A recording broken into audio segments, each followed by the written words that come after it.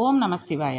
మనం స్కందోత్పత్తి గురించి తెలుసుకుంటూ చక్కటి పిల్లలు కలగాలంటే ఏం చేయాలి, వక్రబుద్ధితో ఉండేటటువంటి వాళ్ళు, సంస్కారం లేని వాళ్ళు పుట్టేటటువంటి పిల్లలు ఎందుకు పుడతారు అనే విషయాన్ని మనం తెలుసుకున్నాం. దానికి బాధ్యతలు తల్లిదండ్రులే అనే విషయాన్ని కూడా తెలుసుకున్నాం. అయితే పిండానికి బలం ఒక్కటి ఇస్తే సరిపోదండి, మనస్సుకి కూడా బలాన్ని ఇవ్వాలి. ఇంత చేసినా మనకి ఒక దుర్మార్గుడో ఒక దుర్మార్గురాలో పుడితే అది ఆ బిడ్డ ప్రారంధం, దాని పాపం మనకు అంటదు అని శాస్త్రం చెప్తుంది.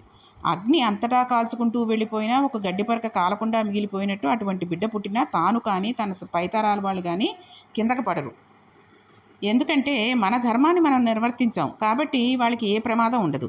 ఈ ధర్మాన్ని ఎంత ప్రధానంగానో ఎంత అంతర్లీనంగానో మన వాళ్ళు తీసుకువెళ్ళారు. దీనికి ఆలంబనగా ఈశ్వరుడి పాదాలు పట్టుకోవడం బాగా అలవాటు అవ్వాలి. గట్టిగా ఆయన పాదాలు పట్టుకుని ఉంటే మనకు తెలియక లోపల జరిగిన దానిని కూడా ఆయన దిద్దేస్తాడు. మహానుభావుడు అయ్యప్ప దీక్షితుల వారు వరదరాజ స్తవం అని ఒక స్తవం చేశారు. కంచి, శివకంచి, విష్ణు కంచి అని 2 భాగాలుగా ఉంటుంది. ఎక్కడైనా కంచి వెళ్ళిన వాళ్ళకి తెలుస్తూ ఉంటుంది ఇది శివకంచి విష్ణు కంచి అని. దానిని పెద్ద కంచి చిన్న కంచి అని కూడా అంటూ ఉంటారు. విష్ణు కంచి చిన్న కంచి, శివకంచి పెద్దది. విష్ణు కంచి యందు వరదరాజులు ఉన్నాడు, శివకంచిలో వరదరాజస్వామి వరదరాజులు విష్ణు కంచిలో వరాలు ఇచ్చేవాడు అని అంటారు. కాబట్టి మిక్కిలి కారుణ్యమూర్తి అయిన మహానుభావ వరదరాజా, నీ దగ్గరికి పెద్ద పెద్ద కవులు వస్తారు. వాళ్ళు నీ రూపాన్ని చూడగానే అసువుగా కవిత్వం చెప్పేస్తారు. ఒక 30 శ్లోకాలలో 50 శ్లోకాలలో నీ మీద చెప్పేసిన వాళ్ళు వెళ్ళిపోతూ ఉంటారు. వాళ్ళకి ఆ ప్రజ్ఞ ఉంది, కానీ నాకు అంత ప్రజ్ఞ లేదు. నేను నీ మీద ఒక్క శ్లోకం చెప్పాలంటే 2 గంటలో 3 గంటలో పరిశ్రమించాల్సి ఉంటుంది, రాసుకోవాలి కదండి. అందుకని అలా పరిశ్రమిస్తే తప్ప ఒక్క శ్లోకం కూడా నేను నీ మీద చెప్పలేను. కానీ స్వామి, నా దృష్టిలో ఇదే నీవు నాకు ఇచ్చిన గొప్ప వరం అని నేను అనుకుంటున్నాను. నాకన్నా ముందు 50 శ్లోకాలు అసువుగా చెప్పగలిగిన వాడు ఉన్నాడే, వాడికన్నా నేనే నీకు దగ్గర వాడిని. ఎందుకో తెలుసా అండి, అతను 50 శ్లోకాలు 5 నిమిషాలలో చెప్పి వెళ్ళిపోతాడు. ఒక్క శ్లోకం చెప్పడానికి నేను 3 గంటలు నిన్నే ఆలోచిస్తూ పరిశ్రమ పడతాను. నీ గురించి ఒక శ్లోకం చెప్పడానికి 3 గంటలు నన్ను ఆలోచింపజేసి నన్ను ధన్యుణ్ణి చేయడానికి నాకంత మేధాశక్తిని ఇచ్చి ఉండకపోవచ్చు. కాబట్టి వరదరాజస్వామి, నాకెంత వరం ఇచ్చావయ్యా అని స్తవం చేశాడు. ఎవరు? అప్పయ్య దీక్షితుల వారు. స్వామి పాదాలు పట్టుకోవడంలో ఆసక్తతను కూడా వరంగా మార్చుకుని పొంగిపోయాడు. మనకి చూడండి, దేవాలయాలకు వెళ్ళినప్పుడు దర్శనం తొందరగా అయిపోతే వెంటనే అక్కడి నుంచి వచ్చేస్తాం. అదే క్యూ కనుక మధ్యలో ఆగిపోయింది అనుకోండి, ఇటు పక్క నుంచో అటు పక్క నుంచో చూస్తే అమ్మవారు అయ్యవారు దర్శనం అలా జరుగుతూ ఉంటే, ఆహా నా అదృష్టం, ఇవాళ ఎక్కువసేపు అమ్మవారి దర్శనం చేసుకోవడానికి భాగ్యం కలిగింది అని అనుకోవాలి తప్పితే, ఎంతసేపు అండి బాబు, ఈ క్యూలో వాళ్ళు కదలరు, మనకు దర్శనం చేసుకొని ఇవ్వరు అనుకుని విసుక్కోకండి. చక్కగా మనకి తోచినంత మనసులో నామం చేసుకుంటూ ఆ స్వామి దర్శనమో అమ్మవారి దర్శనమో కొంచెం పక్కకి ఎక్కడికో వంగితే కనిపిస్తూ ఉంటారు. లేదా చుట్టూరా ఆవిడ ఫోటోలు, ఆ మూర్తికి సంబంధించినటువంటి ఫోటోలు, అక్కడ ఒక శ్లోకాలు రాస్తూ ఉంటారు. అవి చదువుకుంటూ ఉన్నా సరే అమ్మవారి దర్శనం అయిపోయినట్టే. ఆవిడ దగ్గరగా ఉండే కదండి చదువుకుంటాం, ఆయన దగ్గరగానే ఉండే కదండి చదువుకుంటాం. కాబట్టి అంతలాగా మనకు ఆలస్యం చేశాడు భగవంతుడు అంటే ఇంకో అంత భక్తిని, ఇంకో అంత పుణ్యాన్ని మనం సంపాదించుకోవడానికి ఆయన అవకాశం ఇచ్చాడు. కాబట్టి దానిని మనం సద్వినియోగం చేసుకోవాలి. సంతానం పొందడం నందు మన వారు మిక్కిలి జాగరూకులై ప్రవర్తించాలి. సనాతన ధర్మం నందు కామము భోగం కాదు, కామము ధర్మం చేత ముడివేయబడి ఉంటుంది, అర్థము ధర్మం చేత ముడివేయబడి ఉంటుంది.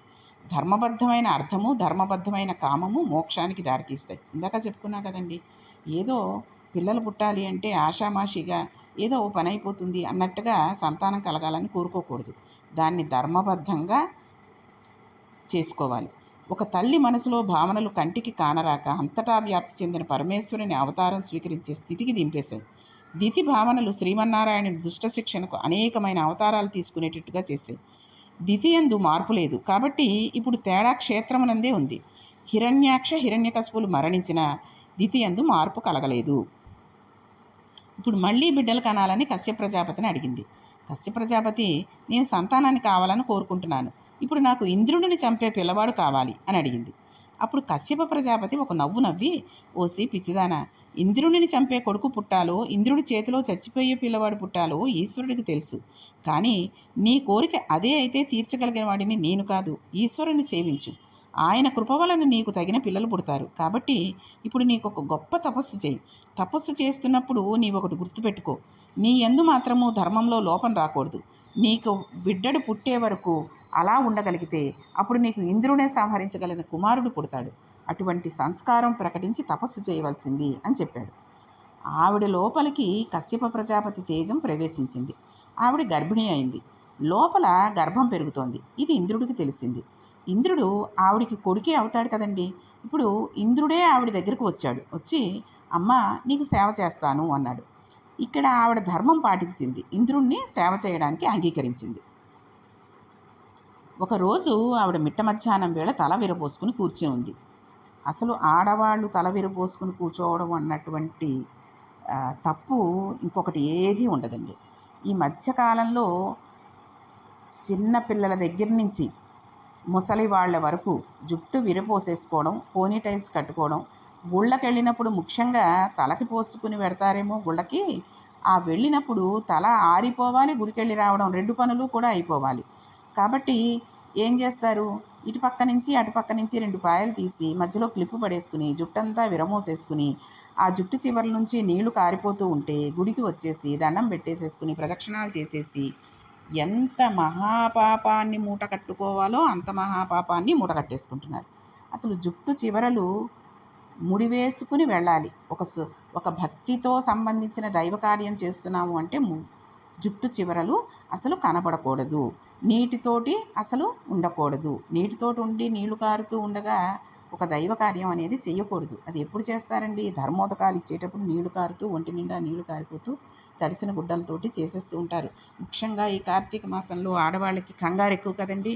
భక్తి ఎక్కువ అని నిరూపించుకోవాలనుకుంటారో లేకపోతే భక్తి పారవస్యంలో మునిగిపోయి అసలు విషయాన్ని పట్టించుకోరో కానీ గోదావరికి వెళ్ళి స్నానాలు చేసేస్తూ ఉంటారు. ఆ తడిసిన బట్టలతోటే వచ్చేస్తారు. అక్కడ గుడి కనిపిస్తుంది, దీపం వెలిగించేస్తారు.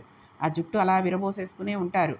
దండం పెట్టేసేసుకుంటారు. ఇంటికి వచ్చేస్తారు, పొడి బట్టలు కట్టేసుకుంటారు, మళ్ళీ స్నానాలు చేస్తూ ఉంటారండి కొంతమంది. గోదావరిలో స్నానం చేసి ఇంటికి వచ్చి అబ్బాయి అక్కడ నీళ్లు బాగాలేవండి అని డట్టాలు వేసేసుకుని స్నానం చేస్తూ ఉంటారు. అలా స్నానం చేసి ఎంత పాపాన్ని గుడి కట్టుకుంటున్నారో.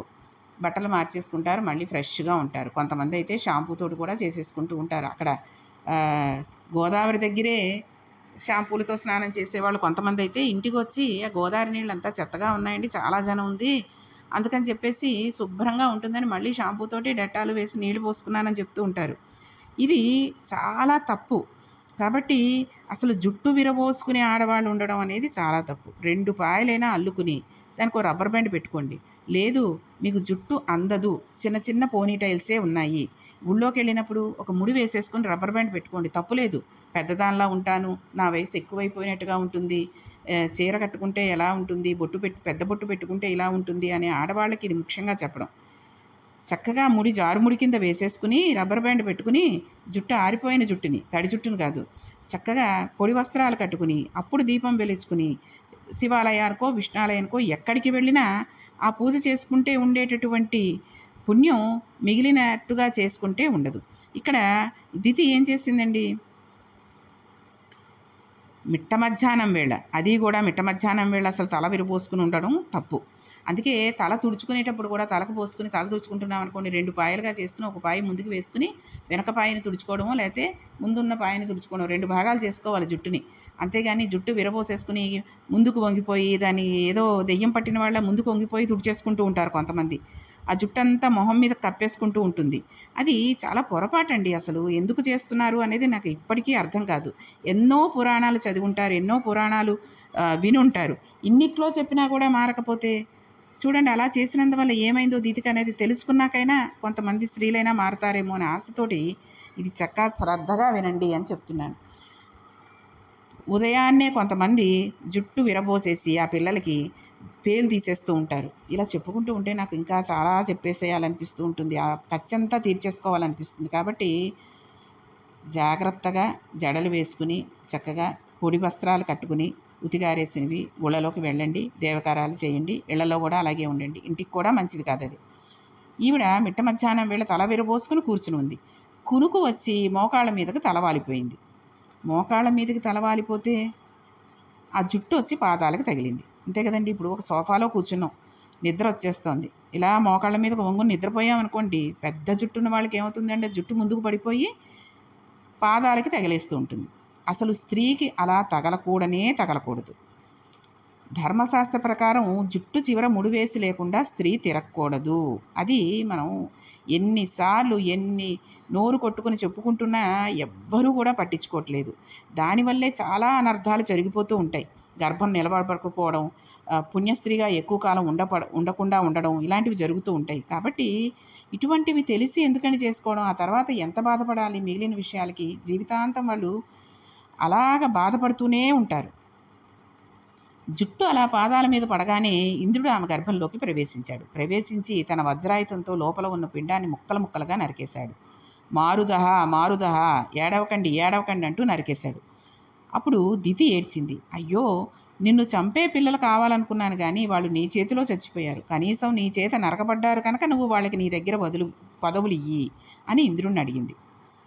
అంటే ఒక చిన్న పొరపాటు వల్ల గర్భాన్ని పోగొట్టుకుని పిల్లల్ని పోగొట్టుకుంది, మాతృత్వాన్ని పోగొట్టుకుంది ఆవిడ. అదే ఈ కలికాలంలో ఇంకెన్ని పోగొట్టుకోవాల్సి వస్తుందో. మారుదహ అని కడుపులో ఇంద్రుని చేత చెప్పబడ్డారు కాబట్టి వాళ్ళు మరత్తులు అనే పదవిని పొంది స్వర్గలోకంలో వారి పదవులను అధిష్ఠించారు. ఇప్పుడు దితికి మళ్ళీ భంగపాటు అయింది కదండి. ఇలా కొన్నాళ్ళు అయిపోయింది. తర్వాత మళ్ళీ ఆవిడ తన భర్త అయిన కశ్యప ప్రజాపతి దగ్గరికి వెళ్ళి ఒక విచిత్రమైన కోరిక కోరింది. నాకు దేవతలందరినీ గెలవగల కుమారుడు కావాలి అని అడిగింది. అప్పుడు ఆయన అన్నారు, నీవు దేవతలందరినీ గెలవగల కుమారుడు కావాలని అడుగుతున్నావు. అటువంటి కొడుకు కావాలంటే 10,000 సంవత్సరాలు నియమంతో చతుర్ముఖ బ్రహ్మ గురించి తపస్సు చేయాలి. అలా చేస్తావా? అలా తపస్సు చేస్తే నీవు కోరుకునే కొడుకు పుడతాడు అని చెప్పాడు. ఆవిడ ఎప్పుడు కోరినా 2 చూస్తుంది. ఎవరినో దృష్టిలో పెట్టుకుని వారిని మట్టు పెట్టడానికి అంతటి వాళ్ళు కావాలంటుంది. ఆవిడ దేహబలాన్ని మాత్రమే అడుగుతుంది. ఆధ్యాత్మిక బలాన్ని అయినది ఆవిడ కోరుకోదు. కశ్యప ప్రజాపతి భార్య అయిన కశ్యపు నితేజ క్షేత్రం యొక్క ఇబ్బంది వల్ల లోకకంటకం అయి కూర్చుంటూ ఉంటుంది ఆవిడ. చూడండి ఎంత ప్రమాదం వచ్చేస్తుందో. ఒకే స్త్రీ, మార్పు రావడం లేదు. ఇప్పుడు ఆవిడ మళ్ళీ అటువంటి తపస్సే బ్రహ్మాండంగా ప్రారంభం చేసింది. కొన్ని వేల సంవత్సరాలు తపస్సు చేసిన తర్వాత చతుర్ముఖ బ్రహ్మ అనుగ్రహాన్ని పొందింది. గర్భం ధరించి ఒక పిల్లవాడిని కనది. ఆ పిల్లవాడికి వజ్రాంగుడు అని పేరు పెట్టారు. వజ్రాంగుడు అంటే వజ్రము వంటి అంగములు కలిగినవాడు అని అర్థం. వాడిని ఎంత దెబ్బ కొట్టినా వాడికి ఏమీ తగలదు. వాడికి దేహమునందు బలం ఉంది, బుద్ధి యందు సంస్కారం ఏర్పడలేదు. ఇతను ఈ వజ్రంగుడు బయలుదేరి దేవలోకానికి వెళ్ళి దేవతలతో యుద్ధం చేసి ఇంద్రుని జయించి అతడిని పదవీచ్యుతుని చేశాడు. దేవలోకాన్నంతటినీ ఆక్రమించి అక్కడ ఉన్న వాళ్ళందరినీ అడవులకు తరిమేశాడు. సర్వాధిపత్యాన్ని పొందాడు. అమరావతిని రాజధానిగా చేసుకున్నాడు. అమరావతి అంటే ఇంద్రుడి రాజ్యం. హవిస్సులను కూడా తానే పుచ్చుకునేవాడు. అందరూ తననే పూజలు చేయాలని ఆజ్ఞాపించాడు. వజ్రాంగుడు ఇంద్రుడు, వరుణుడు, దిక్పాలకులు మొదలైన దేవతలందరినీ బంధించి తన కారాగారంలో పారేశాడు. ఇప్పుడు వీళ్ళ పదవులు ఎవరు నిలబెట్టాలి? ఎవరు ఆ పదవులను ఇచ్చాడో ఆయనే నిలబెట్టాలి. అందుకని ఇప్పుడు చతుర్ముఖ బ్రహ్మే కదిలి రావాల్సి వచ్చింది. ఎటువంటి పరిస్థితి వచ్చిందో చూడండి. త్రిమూర్తులను కూడా సంకట పరిస్థితుల్లోకి నెట్టేస్తోంది ఈ దితి భావాలు. ఇప్పుడు చతుర్ముఖ బ్రహ్మ కశ్యప ప్రజాపతిని వెంట పెట్టుకుని అక్కడికి వచ్చాడు. వాళ్ళు వస్తే వజ్రంగుడు లేచాడు, స్తోత్రం చేశాడు, నమస్కారం చేశాడు, సముచిత ఆసనం కూర్చోబెట్టాడు, అర్ఘ్యపాదార్ఘ్యులను ఇచ్చాడు. అప్పుడు చతుర్ముఖ బ్రహ్మ, నాయన, నీవు చేసిన అతిథి మర్యాదలకు చాలా సంతోషించాం. కానీ దిక్పాలకులకు పదవులను నేనిచ్చాను. నీవు వాళ్ళని పట్టుకు వచ్చి కారాగారంలో పడేశావు. ఇంద్రుడిని మరికొందరిని కారాగారంలో వేసేశావు. నువ్వు విజేతవే, అందులో సందేహం ఏమీ లేదు. కానీ వాళ్ళ పదవులను వాళ్ళు చేసుకొని అని చెప్పాడు. వాళ్ళ మాట మీద వజ్రాంగుడు ఆ ఇంద్రుణ్ణి, ఎవరు, కశ్యప ప్రజాపతి, చతుర్ముఖ బ్రహ్మ వచ్చారు కదండి, వాళ్ళ మాట మీద వజ్రాంగుడు ఇంద్రుడిని తాను బంధించిన ఇతర దేవతలను విడిచిపెట్టేశాడు. వజ్రాంగుడికి తన తల్లి చిన్నప్పటి నుంచి ఏ మాటలు చెప్పిందో అవి బాగా తలికెక్కే. అంతే కదండి.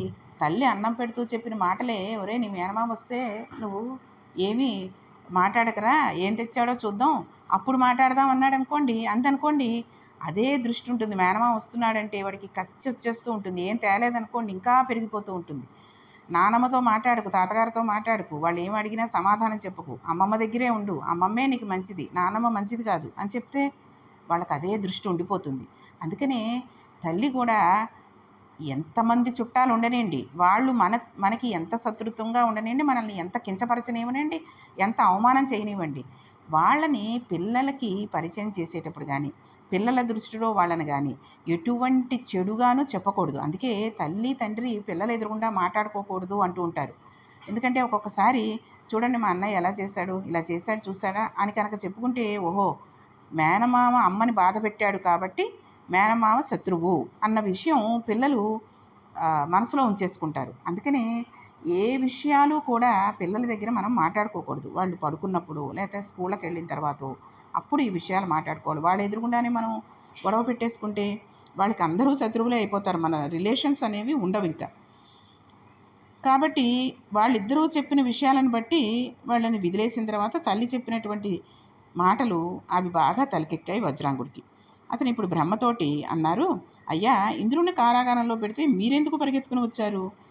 నీవా మహానుభావుడివి, మేము నీ గురించి తపస్సు చేసి నీ దర్శనం చేయాలి, అటువంటి వాడివి నీవు నా రాజధానికి రావడమా? ఇది మహాదోషం. నేను ఎంతో బాధ పెట్టాను, నువ్వు వచ్చి నన్ను అడగడం ఏమిటి? ఎందుకు నీకు ఇంద్రుడి మీద ఇంత కరుణ? ఇతడు మంచివాడని నువ్వు అనుకుంటున్నావా? వీడు మంచివాడు కాదు. వీడిని చంపే పిల్లవాడిని మా అమ్మ తన కడుపులో పెంచుతూ ఉంటే వీడు లోపలికి వెళ్ళి ఆ పిల్లవాడిని చంపేశాడు. దితి ఆ పిల్లవాడిని ఇంద్రుడు సరికాదు కానీ చంపలేదని, అతను ఉదారబుద్ధితో ఆ పిల్లలకు మరత్తులుగా పదవులు ఇచ్చాడని కూడా చెప్పలేదు. ఈ విషయం వజ్రాంకుడికి చెప్పకుండా దాచింది. అది ఒకటి తల్లిదండ్రులు చేసేటటువంటి తప్పు. మన తప్పు చెప్పకుండా ఎదుటి వాళ్ళ తప్పే పిల్లలకి చెప్పారనుకోండి, వాళ్ళకి ఏమనిపిస్తుంది? అమ్మ మంచిది, వాడే శత్రువు అనిపిస్తూ ఉంటుంది. ఆఖరికి తండ్రి మీద కూడా అటువంటి నేరాలు చెప్పకూడదు. అమ్మ ఏమ్మా అలా ఉన్నావు, ఏంటి అలా ఉన్నావు, ఏముందిరా మీ నాన్న ఇలా అన్నాడు, మీ నాన్న ఇలా చేశాడమ్మా, నా తప్పేమీ లేదు అనేసింది అనుకోండి, తండ్రి శత్రువు అయిపోతూ ఉంటాడు. అందుకనే ఏదైనా తప్పు రెండు చేతులు కలిస్తేనే కదండి చప్పట్లు అవుతాయి. అందుకని తల్లి ఏదైనా తప్పు పొరపాటు చేసుంటే దుబారాగా ఓ 100 రూపాయలు 200 ఖర్చు పెట్టేసింది అనుకోండి, తండ్రి కోపగిస్తే అలిగి పిల్లలకి తండ్రి మీద నేరంగా చెప్పకూడదు. కాబట్టి ఈ వజ్రాంగుడు ఏమంటున్నాడు? ఆ పిల్లవాడిని చంపేశాడు ఇంద్రుడు, మా అమ్మ కడుపులో ఉన్న పిల్లవాడిని. మా అమ్మ ఎంత బాధపడిందో నీకు తెలుసా? మా అమ్మ బాధ తీర్చి మా అమ్మ కక్ష పోవడానికే వీడిని తెచ్చి కారాగారంలో పడేశాను అని చెప్పాడు. అతిథిని గమనించినట్లయితే ఆమె ఈశ్వరుడిని బిడ్డగడగా మార్చుకుంటుంది. తాను కనిన బిడ్డ వలన ఈశ్వరుడే బెంగపెట్టుకుని కష్టాలు పడవలసినట్లుగా చేస్తుంది దితి. మనం ఈ కోణాన్ని పరిశీలన చేయకుండా పురాణాన్ని చదివినట్లయితే విన్నట్లయితే ఇది ఎవ్వరికీ బాధ్యతను నిర్ణయించదు. అది మనం ఏ ప్రవర్తన నేర్చుకోవాలి, ఏ కర్తవ్య నిష్ట మనలోకి కావాలో నేర్పదు. కాబట్టి ఇది ఎప్పుడు మనం అర్థం చేసుకోకుండా చదివినట్లయితే. కాబట్టి మనం ఇవాళ రేపు ఏం చేస్తున్నామండి, పిల్లలకి మనం నేర్పేస్తున్నాం, పిల్లలకు పోటీ పరీక్షలు తయారు చేస్తున్నాం, డిగ్రీలు ఇచ్చేస్తున్నాం, పిల్లల్ని తీసుకువెళ్ళి పాపభూయిష్టమైన ప్రవర్తనతో వాళ్ళని పెంచి పెద్ద చేసేస్తున్నాం. చూడండి, వాళ్ళు రోడ్ల మీదకి వెడితే ఏమవుతుందండి, వాళ్ళ కళ్ళు చెదరగొట్టి పాపభూయిష్టమైన నడవడి వైపు తీసుకువెళ్ళేటటువంటి వాళ్ళు పోస్టర్లు, ఏ షాపుకు వెళ్ళినా వాడి మనసును పాడు చేయగలిగినటువంటి పుస్తకాలు, ఇలా విప్పి ఎన్ని ఛానళ్ళు నొక్కినా సరే ఆ ఛానల్స్ వ్యగ్రతతో కూడిన విశేషాలు. మన పిల్లవాడిని రక్షించడానికి మర్యాదతో కూడిన నడవడి తల్లిదండ్రులకే లేకపోతే మనల్ని ఉద్ధరించే కొడుకుగా వాడు తయారవ్వాలని మనం ఎంతో పేరాస్తో ఉన్నా వాడు వృద్ధిలోకి రావడు అనడానికి కారణం ఇదే కదండి. మనం వాడికి మురికి నీరు పట్టించి వాడు ఆరోగ్యంగా బతకాలంటే వాడు ఎలా బతుకుతాడు? వాడికి మనం పౌష్టికాహారాన్ని ఇచ్చి వాడు ఆరోగ్యంగా ఉండాలి అని కోరుకోవాలి. ఇవాళ సమాజానికి బాధ్యత లేదు, ప్రభుత్వానికి బాధ్యత లేదు, సమాజంలోనే ఉండేటువంటి పెద్దలకి బాధ్యత లేదు. దేశమునందు ఎందరో విద్యావంతులు ఉన్నారు, ఎందరో మేధావులు ఉన్నారు, కూర్చోబెడితే అద్భుతమైన పరిపాలన చేయగలిగిన నైపుణ్యం ఉన్నవారు ఉన్నారు. అయినా ఈవేళ దేశంలో ప్రభుత్వాలు సరిగ్గా పనిచేయడం లేదన్నమాట వినపడుతోంది. ఎందుకని? ఎన్నుకునేటప్పుడు సరైన వాడిని ఎన్నుకోకుండా కించిత్ ప్రలోభానికి లోనై ఓటు వేసేస్తున్నాం. ఈ బలహీనతను చక్కదిద్దుకోవడానికి స్వచ్ఛంద సేవా సంస్థలు ప్రజల్లోకి వెళ్ళి వాళ్ళ ఓటు హక్కు గొప్పతనాన్ని చాటి చెప్పినట్లయితే అప్పుడు మంచి ప్రభుత్వాలు చేసే ఇలాంటి సేవా సంస్థల బాధ్యతలు చాలా తగ్గిపోతాయి. సమాజంలోని పెద్దలు ఇటువంటి విషయాలను ధైర్యంగా మాట్లాడగలగాలి, చెప్పగలగాలి. పురాణాల ప్రయోజనం మన బాధ్యతలను గుర్తు చేయడం. పురాణాలు ఎప్పటివోనని అవి పనికిమాలినవని మనం అనుకోకూడదు. అది ఎప్పటికీ నవీనమే, అంటే ఎప్పటికీ కొత్తవే. అది మన బాధ్యతను మనకు గుర్తు చేస్తుంది. లోక సంక్షేమం ఎక్కడ ఉందో దానిని మనకి జ్ఞాపకం చేస్తూ ఉంటుంది. కాబట్టి ఓట్లు రిగ్గింగులు చేసేసి వచ్చేస్తే మనం ఏం చేయలేం. కానీ వీలైనంత మట్టికి మనల్ని పరిపాలించే వాళ్ళు ఎలాంటి వాళ్ళు ఉండాలి, మనం ఎటువంటి నడవడితో ఉండాలి, పిల్లల్ని ఏ విధంగా చక్కదిద్దాలి అనే విషయాలన్నిటినీ కూడా మనం ఎప్పుడూ గమనిస్తూ తల్లిదండ్రులు ఎప్పుడూ డబ్బు సంపాదనేనండి. పొద్దున్న ఒకడు పోతూ ఉంటాడు, నైట్ డ్యూటీ అని ఒకడు వెళ్ళిపోతూ ఉంటాడు, పిల్లల్ని పట్టించుకునే వాళ్ళు ఆయమ్మలకి ఇస్తూ ఉంటారు. వాళ్ళేముంది ఈ గేటెడ్ కమ్యూనిటీ అపార్ట్మెంట్లో ఉండే వాళ్ళకి చాలా తెలుస్తుంది. చూడండి, వీళ్ళందరూ ఆఫీసుకి వెళ్ళిపోయాక ఈ పిల్లల్ని ఆ కుర్చీల్లో వేసుకుని వాళ్ళని పూర్వం గుడ్డివాళ్ళని అలా కుర్చీలలో కూర్చోబెట్టి వెనకాల ఒక కళ్ళున్నవాడు ఆ భిక్షగాడి కింద పెడుతూ ఉండేవారు. అలా కూర్చోబెట్టేసి ఈ పిల్లల్ని ఆయమ్మలకి ఇచ్చేసి పంపించేస్తూ ఉంటారు. వాళ్ళందరూ సమావేశం అవుతారు అక్కడ. మీ అమ్మగారు ఏం చేశారే, వాళ్ళ అమ్మగారు ఇలా పెట్టారే, మా అమ్మగారు ఇలా పెట్టారే, వీళ్ళకి పాలు పట్టాలి అని వాళ్ళు ఏడిస్తే అప్పుడు కాసిన పాలు ఆ సీసా నోటి దగ్గర పడేస్తూ ఉంటారు.